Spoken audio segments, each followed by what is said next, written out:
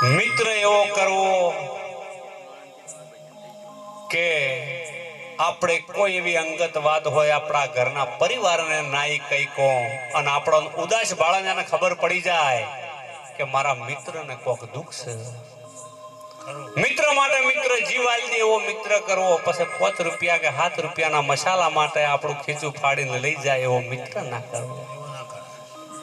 સુદામાએ સંગ કર્યો તો મારા ત્રિભુવનના નાથ કૃષ્ણ ભગવાનની ભાઈબંધી કરી હતી ને, એટલે આજે કૃષ્ણના હાથે સુદામાનું પણ નામ ભાઈબંધીમાં દુનિયામાં લેવરાય છે.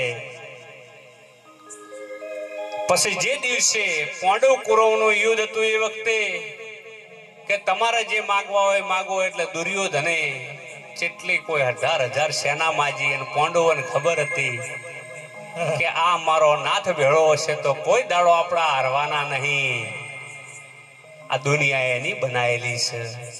એટલે એમને કૃષ્ણ ભગવાનને પસંદ કર્યા હતા કે અમારે કૃષ્ણ જોવું છે. એટલે કૃષ્ણ ભગવાન જેના ભેળો ભગવાન હોય એની કદી હાર ના થાય. એટલે પાંડવો જીતી જતા અને કૌરવો હારી જતા. અને એવી ગોકુળ આઠમ આવે છે કે લોકો દુનિયા ગમે તે તહેવારની કોઈ કોઈના હેપી બર્થડે ની રાહ જોતું હોય, કોઈ બીજો કોઈ પ્રસંગ આવતો હોય એની રાહ જોતું હોય.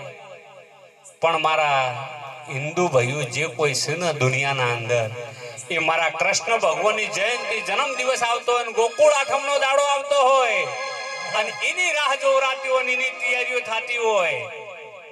અને કે રાતના 12 વાગે તો જળ કુકડી નામનું એક નાનું જીવાત આવે છે, એ પણ રાતના 12 વાગે એટલે દુનિયામાંથી કૃષ્ણ ભગવાનનો જન્મ લેવાનો ટાઈમ થાય એટલે જળ કુકડી આવે ને આવે. આવા પુરાવા છે. ભક્તિ હોય જેને દિલથી એને પુરાવાની જરૂર નહીં. એટલે ભાઈબંધ કરો તો કૃષ્ણ ભગવાન જેવો કરજો કે જેને પોતાની હોનાની મેલ હોય ને અંદર બેઠો હોય ને ખબર પડે કે મારો ભાઈબંધ અઢવાણા પગે આવ્યો છે, એટલે એ બધું ભૂલી અને ભાઈબંધને બાળીને રાજી થઈ જાય. એનું નામ કૃષ્ણ કહેવાય.